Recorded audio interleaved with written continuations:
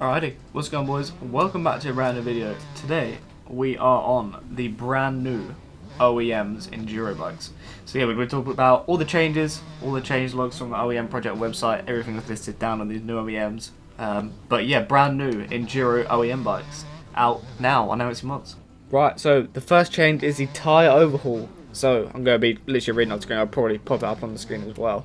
With this release, we've introduced a dedicated OEM EN tyre system designed specifically for the Enduro bikes. These tyres have similar characteristics to those developed for the recent MX OEM update, but with proper dimensions for Enduro riding.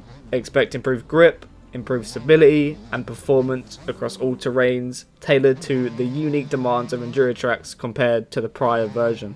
So yeah, it's basically, as you probably all expected, it's pretty much the new OEMs, just with everything to help it with Enduro. So basically improved grip, stability and then performance across all terrains. It is pretty much just the new OEMs with, you know, the Enduro package making everything easier for Enduro. So I think that's massive W. So then the first bike enhancement is this steering improvement. So enhanced steering response to match the new tyre system, providing more precise control during technical sections, which is basically self-explanatory. They've improved the steering to help with like rocks and tight corners and 180 corners, stops on little front end, you know, the front end issues, which I think are basically gone on the new OEMs anyway. But yeah, pretty much just improve the steering to help with the new tyres and obviously making them a lot more stable than before. Next up, we have temperature management. So engine temperature handling has been fine-tuned to ensure smoother, more consistent performance during longer rides. Didn't really know there was temperature management, but that is one of the new changes. Then we have gear shift refinements. Gear changes now feel more realistic and fluid, offering better overall control during high speed and low speed maneuvers. So basically just makes gearing a lot more smoother. It's not like slowing you down as much. I think the gap between quick shift and normal is closer as well. I believe that's the same with these Enduro bikes as well. So yeah, basically just smoother and quicker gear shifting really. And then we have temporary engine damage removal. So until the tyre collision detection is fixed, engine damage has been disabled to prevent unexpected race engine failures. Basically, not that people really had them anyway, but your bike could potentially break, it could blow up, it could stop. So for now, until everything's done, it's just removed. So your bike's absolutely fine. You could kind of push it as hard as you want to, really, and nothing's going to happen to it. And then we have improved gears 4 and 5. The higher gears have been optimized to provide more power and usability, especially on faster sections. Those of you that didn't really ride 450s, I think it's noticeable more on 450s, or I noticed it more on 450s. I don't really ride 250s anyway. But on the 450s, 4th and 5th is never really used on like long stretches. I feel like they were just really boggy. You go from 3rd on the limiter, 4th would just be boggy, and 5th no one would just ever touch it. So it says here that they've used it, or they've made it more usable. So I think they've probably just made the gearing changed a little bit. I think you can kind of change it a little bit in gearing yourself, but I think they have changed it on the bike in general, making 4th and 5th a bit more usable than before.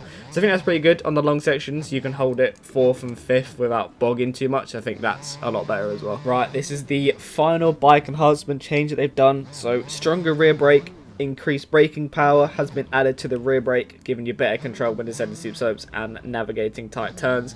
I've turned my brakes up since the new OEMs anyway, so I've not really noticed a massive difference on that.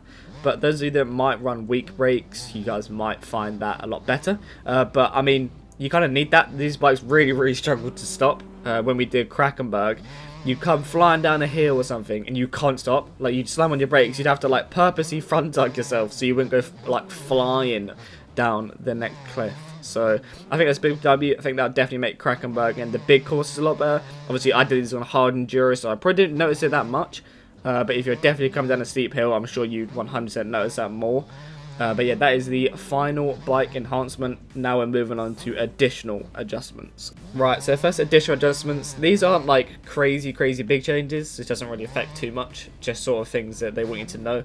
So the first one is in-game naming. All bikes now follow the updated OEM naming convention, making it easier to locate and select. You'll find them under the categories E1 OEM, E2 OEM, and E3 OEM.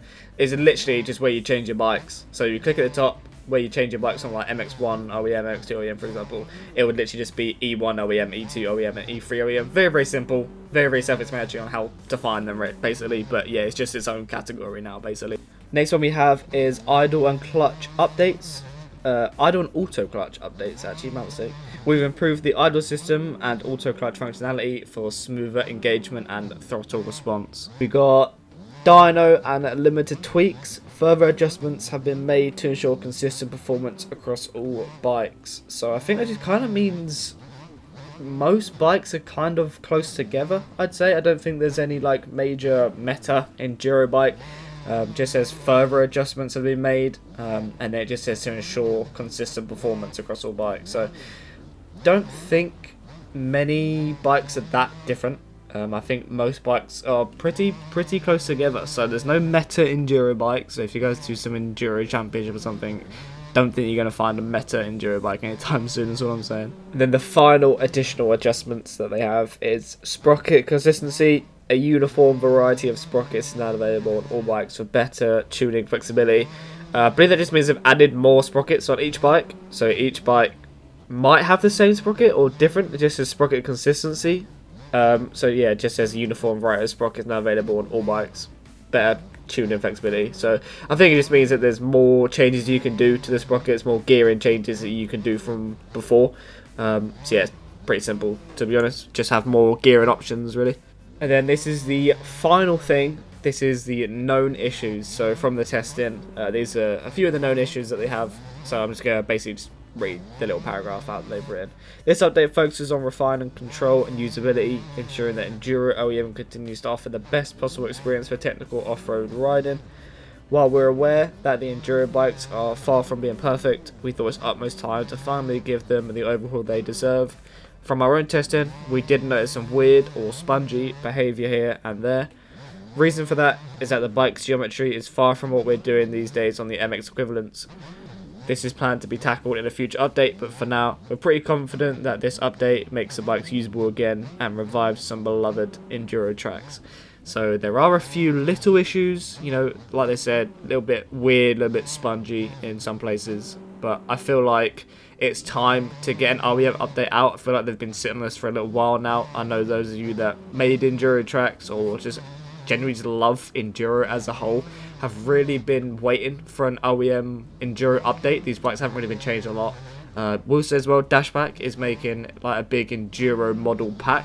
I think he's aiming for December time. I believe that's for the normal OEMs, not the Enduro OEMs. But that's another kind of Enduro thing coming in quotations. But yeah, I think that'll do it from me. That's all the Enduro changes on the brand new OEM Enduro bikes. If you guys do want to try them, like I said, they're on mods. All the changes that I've read through today are all on the OEM project website. Everything's on there, the whole list, everything that I've basically been reading off. That's where you also download them. You can download them from that, but it sends you to mods. So just go there and see mods, basically, anyway. It's all the usual bikes. It has a list of all the available bikes. I won't go through all of them, but just the usuals: the Husabergs, the Gas, Huskies, KTMs, the usual bikes for the Enduro stuff. But yeah, that will do it from me. Appreciate you guys watching. Like, subscribe, and I'll see you all in my next video. Peace.